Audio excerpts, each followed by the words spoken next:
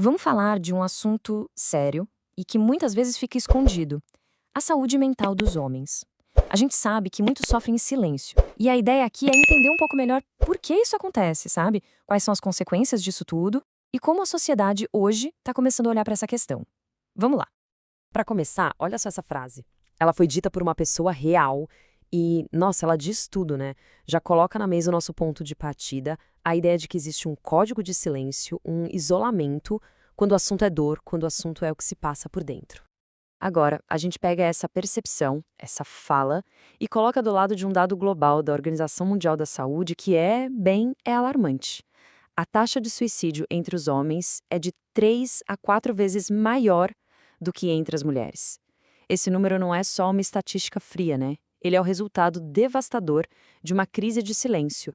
Ok, para a gente entender como chegamos nesse ponto, nosso roteiro vai ser este. Primeiro, a gente vai fundo nas raízes culturais desse silêncio todo.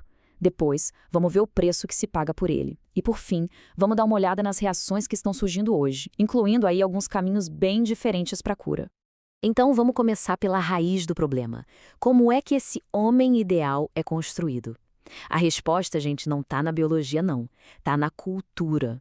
Esses comportamentos de guardar tudo para si não nascem com a gente. Eles são ensinados, construídos socialmente, geração após geração. O conceito que ajuda a gente a entender isso se chama masculinidade hegemônica. Parece um nome complicado, mas a ideia é até que simples. Pensa numa espécie de manual de instruções, um conjunto de regras bem rígidas sobre como um homem de verdade tem que agir. E essas regras dizem basicamente que sentir demais ou mostrar vulnerabilidade é sinal de fraqueza. E onde é que essa programação toda começa? Ah, começa cedo, na infância, com frases que todo mundo já ouviu por aí: homem não chora. Isso é muito mais que um ditado popular, né? É uma das primeiras lições que ensina os meninos a engolir o choro, a reprimir o que estão sentindo. Historicamente, essa construção toda foi se solidificando numa divisão bem clara de papéis. O mundo do homem era o de fora, da ação, da rua, de trazer o sustento.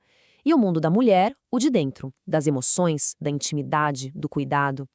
Essa divisão acabou afastando culturalmente os homens da sua própria vida interior, do seu próprio sentir.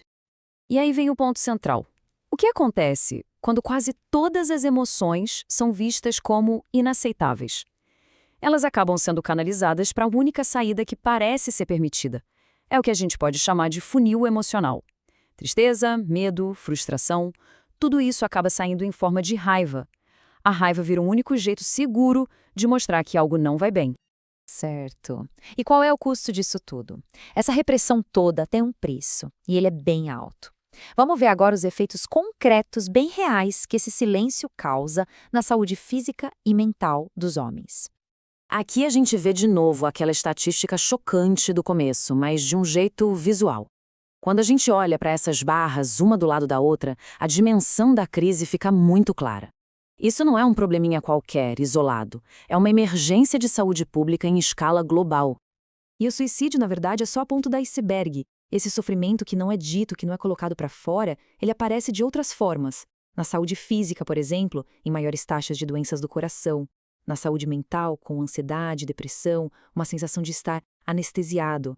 E no comportamento, isso pode explodir em violência ou em atitudes de autodestruição.